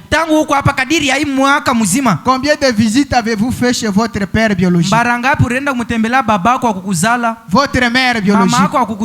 Combien de fois avez-vous déjà causé avec eux-mêmes par téléphone? Combien de fois avez-vous déjà visité votre père spirituel chez lui à la maison? Il y a les autres ici qui ne connaissent même pas chez le pasteur. Un enfant qui ne connaît pas chez son père spirituel. Ah, ça c'est quelque chose qui est mal compris aux gens. Ton père biologique, sorcier. Mulozi. Ta mère, mama ako sorcière. Mulozi. C'est la seule qui t'a gardé pendant 9 mois de ula na kuchunga kadiri ya miezi 9. Ça c'est quelle ingratitude. Ile ni kutokutambua gani. Ça c'est, est-ce que le prophète nous a prêché ça? Nabii anatuhubiri vile. Où? Wapi? Haïr ton père. Kuchukia baba yako. Ta mère. Kuchukia mama yako. Qui t'a dit ça? Nani anakuambia bia vile? Ton père n'a jamais vu ton soutien. Baba yako asiaonaka musada yako. Ta mère n'a jamais vu ton soutien. Mama yako asiaonaka musada yako. Mais tu te dis que je suis chrétien. Na unasema mimi niko Mkristo. J'irai au ciel. Taenda kumbingu. Quand Jésus viendra. Wakati Yesu atakudia. Quel ciel? Mbingu gani? Avec cette haine. Na ile chuki mmoyo. Avec cette vie. Na ile maisha. Quelle haine? Machuki. Hein? Frère. Ndugu. Tu as des pagnes, sœur. Tu as des pagnes, des blouses, frère, tu as des pantalons, des vestes, mais ton père au village marche en culotte. Et tu ici tu dis je suis chrétien. Quel type de chrétien? Hein? La vie éternelle. Dieu mal compris. Tu manges chaque jour. Mais tu manges chaque jour. Ta mère dort affamée. Elle marche avec un seul pagne. Mais tu as des mal de robe. Mon frère, ma soeur, retournons à l'ancienne mot. Retournons à la parole. Retournons à l'amour fraternel. Oui. Si cela n'est pas à nous, le ciel n'est pas pour nous. Car Dieu est l'amour. Comment tu peux avoir le Saint-Esprit? Tu ne peux pas produire l'amour en vous. Votre père spirituel, toro affamé. Ah non, c'est impossible. Ce n'est pas ça. Nous devons les soutenir. Amen. Nous devons les soutenir. D'ailleurs, si vous lisez, c'est dans Ephésiens chapitre 6. Je peux le lire si j'ai bonne mémoire. La Bible dit quoi? Si vous trouvez cela, vous me donnez. Ephésiens chapitre 6. Frère, ce n'est pas ça bien. Oui, j'ai trouvé. Chapitre 6 dit: Enfants, obéissez à vos parents. Amen. selon le Seigneur. Kuhusu Bwana. Car sababu cela est juste. Ile ni haki. Mais quand toi tu as la haine, c'est ce qui est juste. Wakati uko na ile chuki yako ni haki. Hein? Tu n'obéis pas aux parents. Auti kwa wazazi. Non. Hapana. Honore ton père et ta mère. Heshimu mama wako na baba wako. C'est le premier commandement avec une promesse. Inakuwa na agizo wa kwanza na ahadi. Nous sommes censés de l'honorer. Tunapaswa kubaheshimu. Nous sommes censés de le respecter. Tunapaswa kubaheshimia. Même si votre père est catholique. Hata baba wako ni wakatolo. Toi tu es du message. Wewe kwa mjumbe. Il mérite votre respect. Anastahili heshima yako. Même si votre mère est des méthodistes. Hata kama mama wako ni wa Mumeto. Toi tu es du message. Wewe kwa mjumbe. Tu es censé de l'honorer. Unapaswa kumheshimu. Amen. Amina. Il dit, anasema honore ton père et ta mère. Heshimu mama wako na baba wako. C'est le premier commandement. Ni agizo la kwanza. Avec une promesse. Yenye kuambatanisha na ahadi. Afin que tu sois heureux. Juu ukue mwaheri. Alléluia. Alléluia. Afin que tu sois quoi? Hivi uwe je? Et comment? Uwe namna gani? Afin que tu sois heureux. Uwe waheri. Amen. Amina. Afin que tu sois heureux. Uwe waheri. Et que tu vives longtemps sur la terre. Na uishi zaidi hapa duniani. Il faut les honorer. Inabidi kuwaheshimu. Il faut les respecter. Inapaswa kubaheshimia. Amen. Amina. Afin que tu sois heureux sur la terre. Ukue mtu waheri hapa duniani. Oui. Ndivyo. Et vous les pères. Na mwe baba. Si vous êtes là aussi. Kama na mwe mko hapo. Écoutez ce que la Bible dit. Mushike kile Biblia inasema. Et vous pères. Mwe baba. N'irritez pas vos enfants. Mushishirikishe batoto yenu. C'est ça qui cause mal aujourd'hui. Mambo leo. N'irritez pas vos enfants. Mushishirikishe batoto. Amen. Amina. Oui. Ndio. N'irritez pas vos enfants. Mushishirikishe batoto. Mais élevez-les. Lakini mubakomalishe. À les corrigeant. Mukubanyolosha mzuri. Et à les instruisant selon le Seigneur. Wala kubafundisha kuhusu Bwana. Ce qui fait mal aujourd'hui. Kile kinafanya mbaya leo. Tu es papa avec les enfants. Uko mama na watoto. Oh, moi je n'aime pas les choses là de message. Oui, mimi sipendagi ile vitu ya ujumbe. C'est dans notre coutume. Mukwa mkabile mu historia. Kama iko vile tutakutupa. Sera plus considéré comme notre enfant. Utakuwa sa mwana wa mwijama. Si tu n'obéis pas notre coutume. Kama uchiku kabila yetu. La parole dit. Biblia inasema neno. N'héritez pas vos enfants, père. Musishirikishe watoto yenu baba. Vous devez les élever selon la parole. Unapaswa kuwakomalisha neno. Amen. Amina. Que Dieu vous bénisse. Mungu hawabariki. Oui. Ndivyo. Nous devons soutenir nos pères. Tunapaswa kushika baba yetu. Ceux qui nous ont élevés. Bobo chapa natukomalisha. Notre père spirituel. Baba kwa kiroho. Il nous a montré le chemin du ciel. Anatuonesha njia ya mbingu. Il nous prêche Jésus. Anatubiri Yesu. Pour sauver votre âme. Chako kwa nafsi zako. Alors nous devons les honorer. Basi tunapaswa kubaheshimu. Que Dieu vous bénisse. Mungu hawabariki. Est-ce qu'on peut acclamer pour la gloire du Seigneur? Juu ya utukufu wa Mungu.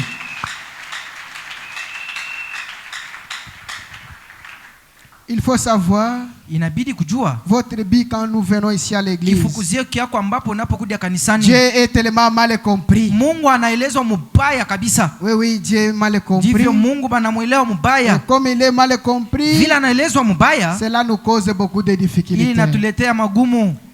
Je n'ai pas tout terminé. Sikumalize biote. Je vais aller tout droit à l'objectif. Mbele kukifukuzio. Prenons le paragraphe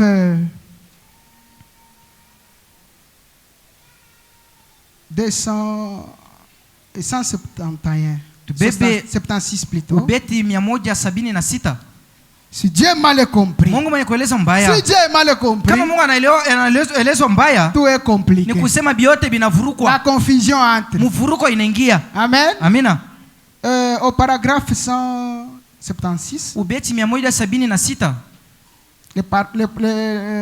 Le prophète nous parle de l'histoire de Noé. Nabii anatuambia hapa hadithi ya Noa. Il y a son époque. Asema mwele wakati. Noé fut très mal compris. Noa bakamwelewa mubaya.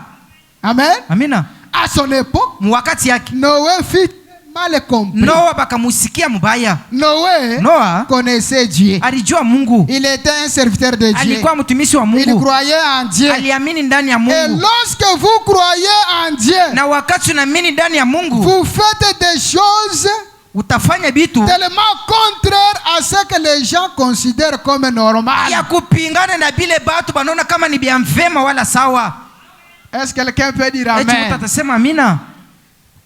Lisons d'abord. Tusome kwanza. Lorsque vous croyez en Dieu, wakati unaamini ndani ya Mungu, vous faites des choses tellement contraires à ce que les gens considèrent comme normal. Utafanya bitu kupingana na bile batu banona sama ni bizuri. Qu'on vous prendra batamichukua kama pour un mazimu. Amen. Amina. Et Noé averti par Dieu. Noé averti par Dieu. Noé mwenye kukalamusha kwa Mungu. Prépara une arche. Yako natayarisha safina. Pour le salut de sa maison. Juu ya wokovu wa nyumba yake. Et les gens l'ont compris pour un fou. Watu wakamubeba kama kia mazimu. Il n'était pas fou. Asikukuwa kia mazimu. Il était simplement mal compris. Lakini alielezwa mubaya. Parce qu'il suivait les directives de Dieu. Sababu anaanza kufuata makanuni wala maagizo la Mungu. Amen. Amina. J'aime cela. Napenda hiyo. Est-ce que vous aussi vous aimez cela? Unaipenda. Prophète dit Nabii anasema napenda hiyo. Il fit mal compris. Alielezwa mbaya. Pourtant les gens disent, nayo watu walianza kusema, il n'est jamais tombé de pluie. Mvua yanyeshaka mbingu. Pourquoi la pluie? Kwa nini mvua? Il n'avait jamais plu auparavant. Mvua ile tangu. Dieu irriguait le sol. Dieu irriguait le sol. Mungu anaanza kutengeneza budongo. Noah. Où est-elle cette pluie? Ile mvua yuko wapi? Amen. Amina. Continuez à lire. Muendelee na kusoma. C'est au paragraphe 177 là. Ubeti 177. Le prophète Branham a dit. Nabii Branham anasema, au temps de Noé, wakati ya Noah, les gens l'ont mal compris. Watu wakamuelewa mbaya. Il n'y avait plus la pluie sur la terre. Mvua. Mais Dieu lui dit, lakini Mungu anamwambia, construis l'arche. Jenga safina. Mais lakini les gens le voyant, watu wanamwangalia. Il dit, toi tu es fou. Sema bwana unakuwa kia mazimu. La pluie même c'est quoi? Mvua yenyewe ni nini? Ça doit venir où? Itatokea wapi? Lui était resté fidèle à la parole. Baki mwaminifu kwa neno. Après un certain temps, na kisha dakika masiku il y avait la pluie. Baadaye kulikuwa mvua. Et les gens qui étaient restés dans la confusion, na watu walibakia mvuruko, ils étaient morts. Na walifariki. C'est là où le prophète Branham a dit, chapa nabii Branham anasema, tout chrétien kila mkristo qui vit la parole de Dieu, mwenye yako naishi neno la Mungu, qui fait ce que Dieu recommande, yako nafanya kile Mungu anamwagiza, qui vit sincèrement, qui vit d'une manière sincère, yako naishi na uwaki wa moyo, qui fait ce que la parole lui recommande de faire, yako nafanya kile neno la Mungu inamwagiza afanye, il sera mal compris. Yeye batamusikia paka mubaya, même dans sa famille, hata mjamaa yake mal compris, batamueleza mubaya. Amen. Amina. Le prophète dit, nabii anasema, n'aimez-vous pas ça? Amupende ile d'être mal compris. Ya kusema bamishikia mbaya kwa bantu. Si tu es chrétien, kama uko mkristo, et que les païens te comprennent facilement, na bapagani beko na kushikia mzuri, suspect. Ni kusema wewe kwa hatari. Amen. Amina. Suspect. Hatari. Tu es chrétien, uko mkristo, les païens t'écoutent facilement, bapagani beko na kushikia kwa bwepesi. Suspect. Ni kusema uko hatari. Tu es suspect. Uko hatari. Parce que sababu ce n'est plus toi qui vis. Haiko wewe kunaishi. C'est Christ en vous qui vit. Kristo ndani yako yuko naishi. Il ne peut pas supporter le monde. Hawezi kuvumilia dunia. Et les choses du monde. Wala vitu vya dunia. Si tu es chrétien, kama uko mkristo, les pécheurs watenda zambi vont fuir. Batakimbia. Même les membres de ta famille. Hata wanamemba wa jamaa. Ils ne peuvent pas t'approcher de toi. Hawezi kukuchofea. Ah, les gens du message. Ils sont tellement logiques. Non. Hapana. Tu as bien compris Dieu. Mais lui n'a pas encore compris. Tout celui qui vit la parole de Dieu a toujours été mal compris. Dans un foyer, si le frère est chrétien ou si la sœur est chrétienne, elle sera toujours mal compris par son mari. Kwa bwana yake wala kwa mke wake. Pourquoi? Kwa nini? Parce que ce n'est plus lui qui vit. Sababu haiko yeye konaishi. C'est Jésus en lui qui Yesu vit. ndani yake konaishi. Amen. Amina. C'est Jésus qui contrôle sa vie. Yesu konamiliki maisha yake. C'est Jésus qui fait tout en lui. Yesu konafanya chochote ndani yake. Est-ce que nous sommes ensemble? Eti tuko pamoja. Le prophète Branham a dit, Nabii Branham anasema, je ne peux pas prendre beaucoup de brochures. Siwezi kuchukua maandiko ya mingi. J'ai qu'une seule brochure là. Niko na andiko moja en train de compléter. Yenye niko naongeza. Le prophète Branham a dit, Nabii Branham anasema, aujourd'hui, leo les gens watu l'ont mal compris. Banaelewa Mungu mbaya. Oui. Ndivyo. L'ont mal compris. Watu banamuelewa mbaya. Ils ont 245. Tusome 245. 245. 247. Écoute ce que le prophète dit. Aujourd'hui, ce ministère que j'ai est mal compris. Alléluia. Alléluia. Aujourd'hui, le ministère que j'ai est mal compris parmi les gens vers lesquels Dieu lui a envoyé. Amen. Amina. Il y a les autres qui l'appellent, qui commencent à l'adorer. Oh, c'est lui Dieu. Si j'avais le temps, j'allais vous lire des déclarations que le prophète est en train de dire sur ceux-là qui l'adorent. Il dit que je préférerais quitter même la chair pour rester en communion avec Dieu que d'être à la chair et d'accès d'un Messie, de quelqu'un qu'on doit adorer. Non, je préférerais de quitter même la chair. Quand on l'adore, il dit encore mes bien-aimés, ils ont mal compris. Amen. Amina. Ils ont mal compris. Et tous les prophètes de Dieu ont toujours été mal compris. Tout enfant de Dieu qui a l'esprit de Dieu en lui, quelle que soit la condition, tu seras toujours mal compris. Pourquoi? Tu ne supporteras plus des choses souillées. Dans ta vie, tu dois marcher comme ça. Amen. Amina. Mais un prophète mal compris, même pour cette génération. Aujourd'hui, combien qui fuient ce message? Ils sont des adorateurs. Où est-ce qu'il est écrit d'abord dans la Bible? Frère, sœur, tu as mal compris la chose. Dans chaque âge, amen. Amina. Dieu traite toujours avec un homme. Les pentecôtistes prêchent bien la seconde venue de Christ et l'enlèvement. Mais laissez-moi vous dire une chose. Ils ne connaissent pas la vérité. Ils ne connaissent pas les secrets de l'enlèvement. Le secret est dans le message. Amen. Avec son prophète, Dieu a pensé là aussi. Le prophète a parlé. Le message de l'air, c'est la pensée de Dieu. Amen. Amina. Le message de l'air, la pensée de Dieu. Si toi tu le rejettes, tu rejettes Dieu. Amen. Amina. Un prophète, la télévision de Dieu, le micro de Dieu, qui peut le contredire? Le prophète Branham a dit, si tu veux mourir naturellement, imitez les prophètes. Imitez les prophètes. Osez seulement de contredire les prophètes et l'imiter. On va t'enterrer bientôt. Amen. Amina. Un prophète, c'est la bouche autorisée de Dieu.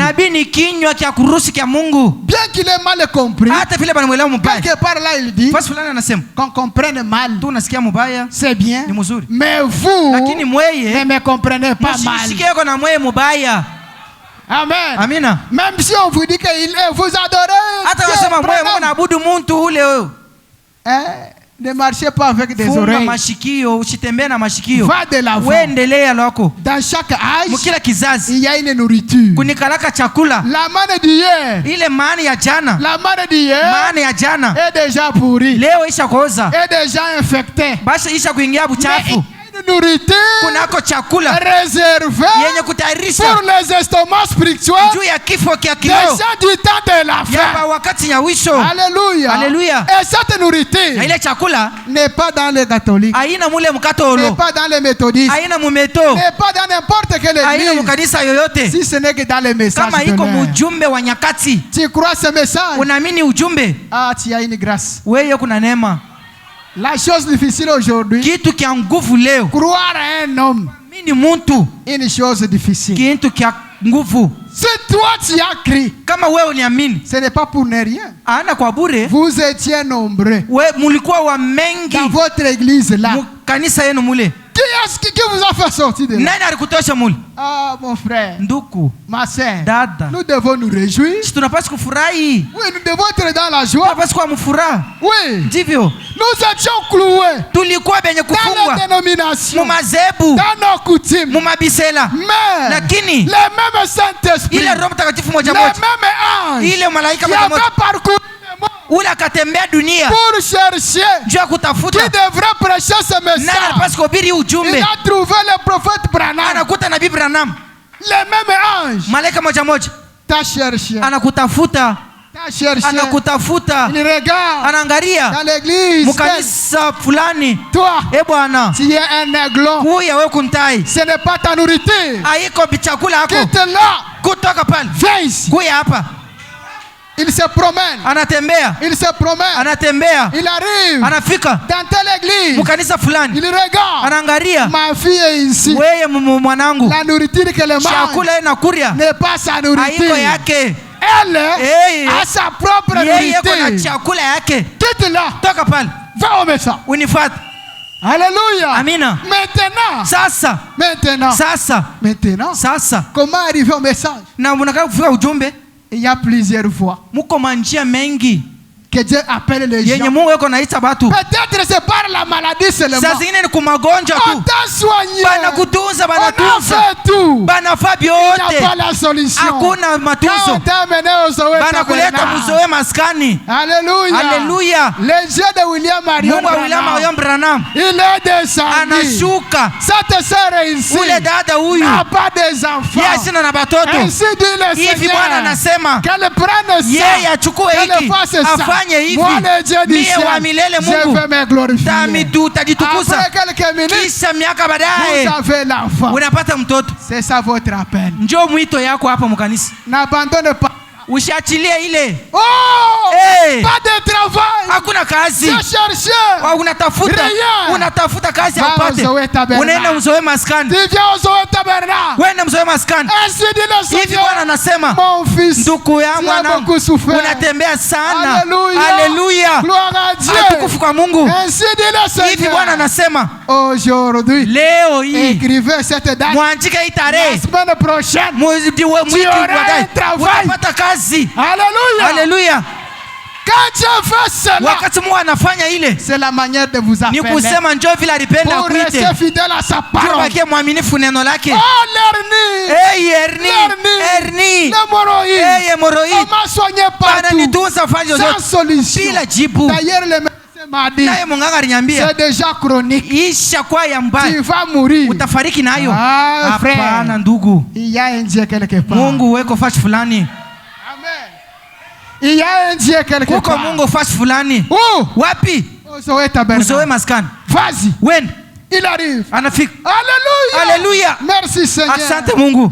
Mon fils. Mimi naona mwanangu. Ça fait longtemps. Miaka inapita. On voulait même l'opérer. Balipenda na kumpasula. De son hernie. Ya ile hernie yake. Mais moi Dieu du ciel. Mimi Mungu akumbini. Moi le grand Jéhovah. Mimi Yehova kama. Moi le Jéhovah Rapha. Mimi Jehova Rafa.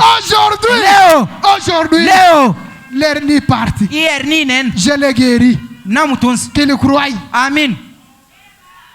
Vous rentrez à l'hôpital. Unarudia hospitalini. L'hernie parti. Banaangalia aina yako.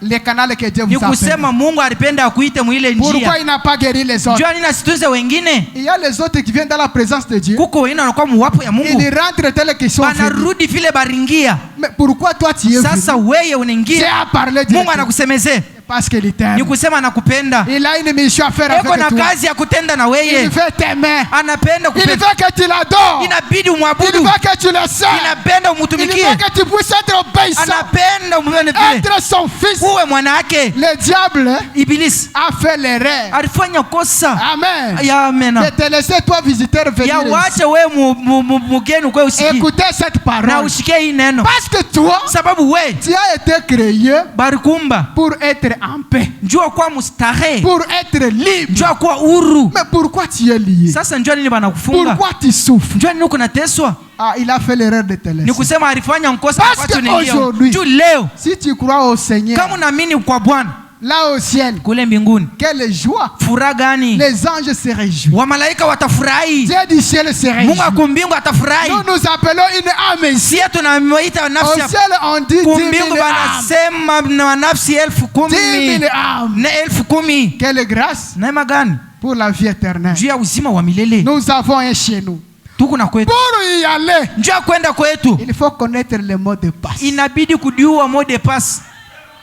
Est-ce que vous connaissez le mot de passe? Eti mnajua mot de passe yenyewe? Le prophète Branham a dit, Nabii anasema Dieu Mungu est capable de te bénir à travers quelqu'un d'autre. Eko na uwezo ya kukubariki lakini kwa mtu mwingine. Bon, laissons d'abord ça. Tuache mbele mbele. Mot de passe. Mot de passe. Pose à celui qui a ton umulize mbele jirani wako. Est-ce que tu connais le mot de passe? Unaijua ile mot de passe? Hein? Moïse. Musa. Jeté sur la mer. Mwenye kutupa babari. En train de flotter. Eko na tempe na pempa. L'enfant de Pharaon. Mtoto wa Farao. Ramasse Moïse. Anamchukua Musa.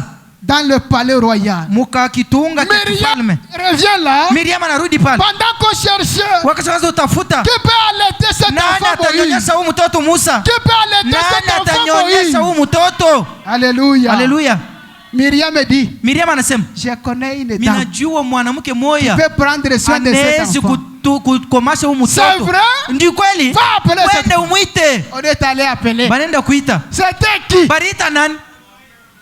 La mère de Moïse. Baka ule alimutupa ule ndio barenda kuita. Dieu de confusion. Mungu wa matofauti. Même ce soir. Hata hii jioni. Il va confondre quelque chose. Bako.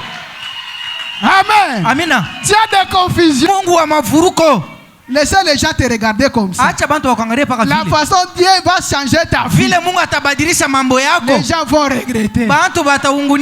Sans argent, sans effort, sans rien payer, toi tu es élevé. Alléluia. Alléluia. Ne regarde pas ton travail. Ne regarde pas ce que tu fais. Si votre temps est déjà d'être élevé, qui peut arrêter le plan de Dieu? La stérilité de Sarah et son incrédulité ne pouvaient pas arrêter le plan de Dieu. Quelle que soit sa vieillesse, Isaac est là. Amen. Amina. Maman, on cherche quelqu'un. Regardez l'enfant. C'est vrai? Où? Au palais royal. Alors, ils arrivent là. Pour entrer ici, il faut connaître un mot de passe. Il faut avoir un mot de passe. Tu ne peux pas entrer dans la maison royale sans connaître un mot de passe. Aujourd'hui, il y a quelqu'un. Pour connaître Jésus, il faut qu'il y ait quelqu'un pour vous pointer Jésus. Alléluia. Amina. On arrive là. Le mot de passe, je l'ai. Vous connaissez le mot de passe? Hein? Un four de foin dans un temps de foin. Voyez le mot de passe. Un four de foin. Un four de foin dans un temps de foin. Oui, oui. Dio. Est-ce qu'on peut aller? Il y a ceci. L'arbre de quoi? Du manguier. Quand on le coupe, il y a une craie. Je vais vous signifier un four de foin dans un temps de foin. Voilà.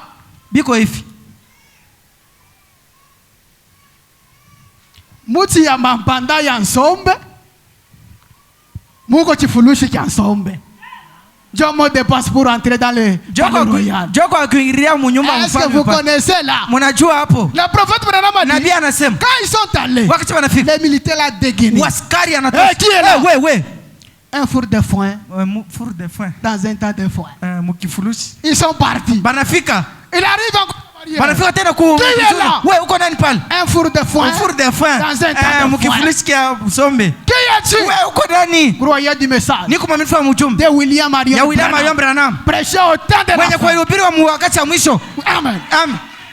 Est-ce que le peut dire amen? Est-ce que ça m'a mis? Wewe uko nani? Je suis de Paul. Niko wa Paulo. Non? Hein? Les gens de Paul sont là-bas. Ba Paulo ni kule.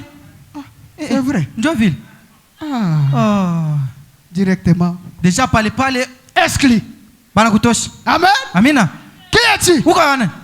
Moi je suis le croyant du message Mie du temps de la niko fin. mwaminifu wa ujumbe wakati wa mwisho. Prêché par mwenye kuhubiriwa kwa prophète Nabii Branham. William Marion Branham. Nabii. Amen. Amina. Ingia hapo. Ton ciel est là. Wende pale. Il faut connaître votre mot de passe. Inabidi kujua kwa wewe kuingiliria. Vivre dans l'ignorance. Kuishi mkutokujua. C'est la mort. Ni kifo. Le Dieu de Branham. Mungu wa Branham. Est vivant. Eko hai. Dans ce message. Mwi ujumbe. Il y a un Dieu réel. Kuko Mungu wa kweli. Dans ce message. Mwi ujumbe. Il y a un Dieu qui opère. Kuko Mungu eko na Il y a un Dieu qui délivre. Kuko Mungu eko na fungua. Il y a un Dieu qui sauve. Kuko Mungu eko na okoa. Qui peut être comme lui? Nani atakuwa kama yeye? Le Dieu tout puissant. Yeko Mwenyezi. Abraham. Wa Ibrahimu. L'appelait toujours Elohim. Alianza kumuita Elohim. Elohim. Elohim. Quel que soit le nom qu'on peut te taxer. Ijapokuwa njina banaweza kukuita. Restez fidèle à la parole. Baki mwaminifu neno. Jésus-Christ. Yesu Kristo. Arrive là. Anafika pale. Pendant qu'il voulait guérir. Wakati apenda kutunza. Un homme qui était estropié. Mtu alikuwa kiwete. Pendant 38 ans. Kadiri ya miaka 28. Sans solution. Bila jibu. Quand il l'a guéri. Wakati anamtunza. Dit. Anasema va. Wende. Prends ton lit. Chukua kitanda. Lève-toi. Lamuka. Et marche. Natembea. Cet homme est parti. Ule mtu akaenda. Il arrive quelque part. Anafika fasi fulani. Qui t'a guéri? Nani anakutunza? Oh, c'est cet homme-là. Ni ule mtu. Ule wa kukufuru. C'est lui qu'on avait guéri dit quoi? Ule bari tunza anasema nini? Même s'il est blasphémateur. Hata kama ni wa kukufuru. Quel que soit le nom que vous pouvez kama ni mchawi kama ni nani. Ce qui est capital. Kia muhimu. J'étais assis. Nilikuwa mwenye kuikala kiwete. Mkiwete. Estropié. Kiwete akitembea. Sans quelqu'un pour m'aider. Bila mtu wa kunisaidia. Sans quelqu'un pour me soutenir. Bila mtu wa kunishika. Mais cet homme-là. Lakini ule mtu ule. Magi. Ananitunza longu. Et cela suffit. Na ile inamalizika pale. Amen. Amina. Et cela suffit. Ile longu inanyenea. William Branham. Aussi devant la sœur Georgie Carter. Mbele ya dada Georgie Carter. Sa maman dit. Mama yake anasema. Blasphémateur. Wewe mkwa kukufuru wewe. Non. Nous ne voulons pas que cette ce monsieur-là vienne ici. Non, quitte. Ah, Dieu m'a les compris. Amen. Amina. Ils arrivent là. Maman, j'ai écouté cet homme prêcher. Non, nous ne voulons pas ça. À un certain moment, Dieu dit, William Branham, c'est le moment. Va. Il y a ma fille. Georgie Carter. Pendant qu'il parle, la maman de la sœur, après avoir critiqué le prophète, elle est partie prier dans la chambre. Pendant qu'elle priait, elle voit Jésus avec une Bible. Na Biblia accompagné de deux anges. Elle a crié.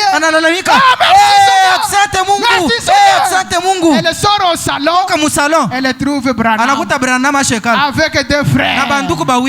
Entrant dans la chambre. Georgie Carter. Aujourd'hui c'est ton jour. Dieu va te guérir. Même aujourd'hui. Aujourd'hui c'est ton jour. Quelle que soit l'incompréhension des gens. Quelle que soit ta situation. Sois sauvé au nom de Jésus-Christ. Sois béni au nom de Jésus-Christ. Alléluia. Quelle que soit la situation que tu as. Nous avons reçu un prophète spécial. Un cadet de l'âge. Un cadet de l'âge. Papa. Un enfant cadet. C'est un enfant gâté. Amen. Amina. Un enfant gâté. Vous savez une chose. On amène un malade. Sur la ligne de prière. Il prie. Il prie. Très faible le malade. Après un certain moment, le prophète lui dit, va en paix. Dieu t'a guéri. Les gens commencent à murmurer. Ah non. Mais il souffre, non? Regardez cette faiblesse. Les cadets de l'âge a changé même la pensée. Amen. Amina. Dieu, Mungu, en cas d'urgence, il contourne même sa procédure. Amen. Amina. En cas d'urgence, Dieu contourne la procédure. Peut-être tu devrais être béni l'année prochaine. Mais si ça devient l'urgence, Dieu contourne cette procédure. Et il était béni aujourd'hui. Et le prophète Branham a dit, je change. Amen. Amina. Comme les gens ont murmuré, comme ça moi je change. Ça ne sera plus pour un mois. Pas même pour une semaine. Pas même pour 2 jours. Maintenant même. Alléluia. Maintenant même. Tu es guéri. Va en paix. Est-ce que je peux déclarer? Maintenant même. Est-ce que je peux déclarer? Maintenant même. Pas demain. Si tu es malade, sois guéri au nom de Jésus-Christ. Oh, hey. William dit, là au ciel, il y a des coffres. Pendant que nous vivons dans l'ombre de la venue de Jésus, les coffres de l'or et de l'argent, il y a des enfants au ciel. Les coffres des enfants sont pleins. Les enfants, je monte au nom de Jésus-Christ. Je prends la clé, j'ouvre cette porte, je prends tout, cette bénédiction qui est dans le compte de Dieu, je le déverse sur vous au nom de Jésus-Christ. Recevez cela au nom de Jésus-Christ. Recevez le Saint-Esprit, recevez le bien matériel, recevez l'argent, la prospérité, allez de l'avant. Alléluia. Veuillez vous tenir tous debout. Nous allons prier le Seigneur.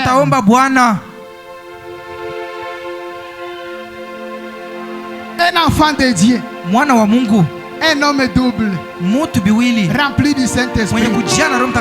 Le diable voulait seulement te flatter pour ne pas croire au Seigneur, pour que tu puisses reconnaître ta position. Aujourd'hui, c'est ton aujourd'hui, c'est ton jour.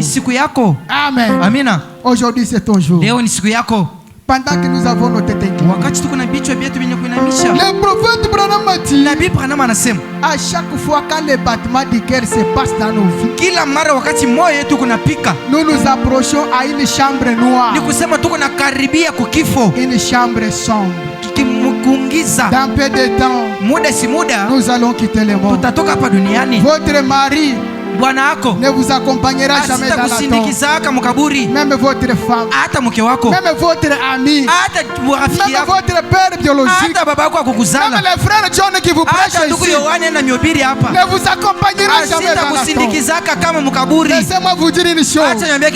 Il y a quelqu'un, l'ami fidèle, habitué à la douleur, homme le plus beau d'entre 10 000, le Dieu de Jacob, le Dieu très saint, l'incomparable, l'irrédoutable Jésus, le même hier, aujourd'hui et pour toujours. Qui peut être comme lui? Qui peut te sauver par lui? C'est grave. Est-ce qu'il y a-t-il quelqu'un qui peut donner sa vie au Seigneur Jésus? Dire qu'aujourd'hui, c'est mon jour. Aujourd'hui, c'est mon jour. Au revoir le diable. Je suis libre. Je suis en paix. Aujourd'hui, je crois au Seigneur pour reconnaître ma position. Est-ce que tu es là? Lève seulement ta main là où tu es. Nous allons encore prier pour toi. Oui, que Dieu te bénisse. Oui. Le Dieu réel, le Dieu grand, de sa parole. Tu as mené une vie de souffrance sans changement.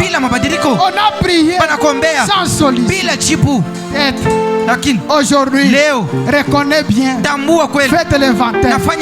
S'il y a quelque chose qui te pousse de renouveler votre vie de baptême avec le Seigneur, lève ta main.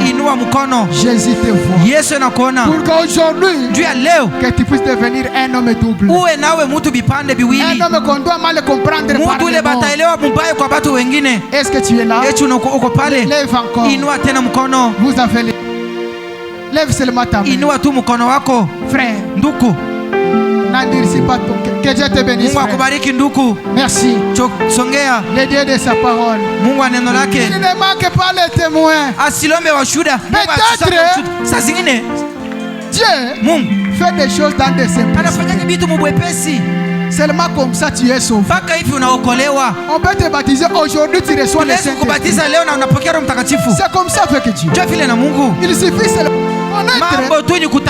que moi je suis un fils de Dieu. Ça fait longtemps que je vis dans le rêve. Aujourd'hui je prends la décision. Est-ce que tu es là encore? Alléluia. Alléluia. Je suis fille de Dieu. Je suis libre aujourd'hui. Que Jésus devienne mon Dieu. Est-ce que tu es là? Lève ta main. Le Dieu de sa parole. Il t'aime. Oui, il t'aime. Qui côté c'est? Qui? Peut-être on t'avait baptisé au nom du Père et du Fils et du Saint-Esprit. Ça ce n'est pas un vrai baptême. Aujourd'hui, c'est dans le nom du Seigneur Jésus-Christ. Est-ce que tu es là comme ça? Parce que ta vie peut être... Ta vie peut être bloquée à cause de ce péché qui bloque ta vie là. En tant qu'un enfant de Dieu, tu restes toujours comme ça. Non. Tu as commis de l'abomination. Peut-être tu as déjà vu la nudité de ton père et de ta mère. Et tu es là assis. Dieu t'appelle pendant pour prendre le baptême, pour effacer ses péchés, pour effacer tous ces microbes, pour que tu puisses rester en paix. Est-ce que tu es là? Lève ta main. Dieu te bénira. Une minute que je vous accorde. Moi déjà je compte fermer. Je compte arrêter la prédication. Il y a une âme qui témoin qui va te juger aujourd'hui. Chaque jour a son histoire. Oui, chaque jour a son histoire. Est-ce que tu es là? Lève ta main mon frère. Lève ta main ma soeur. Tu auras peur des hommes aujourd'hui. Dieu dit que j'aurai aussi peur de toi. J'aurai aussi honte de toi aussi. Est-ce que tu es là? Pendant que nous avons nos têtes inclinées. Bien-aimé, sois ici devant. Prosterne-toi. Non, là. Piga magoti pale. Commencez à prier. Anza kupiga magoti, anza kuomba. Il y a quelqu'un qui doit s'ajouter ici. Wala atadiongoza hapa. Je vois une main. Naona mkono. Je vois une main. Naona mkono ingine. Je vois une main. Naona mkono ingine. Est-ce qu'il y a encore quelqu'un d'autre? Unako tena mtu mwingine? Usifanye moyo yako mgumu. Il n'y a plus de temps. Hakuna wakati. Bientôt le monde sera détruit. Itaharibiwa. Est-ce que tu es là? Uko hapo. Venez devant. Kuya mbele. Dieu va changer ta vie. Mungu atabadilisha. Pendant que je laisse la chair. Wakati nacha mimbali kwa kiongozi. Prions tous le Seigneur. Tuombe sisi wote Bwana. Priez pour cette âme. Utombe na hii nafsi. Méditez sur ta vie. Na ufikiri kwa maisha yako. Oui, méditez sur ta vie. Fikiri kwa maisha yako. La parole que nous venons de prêcher. Où est-ce que tu avais mal compris le Seigneur? Wapi ulisikia Bwana mubaya? Prions le Seigneur. Tuombe Bwana.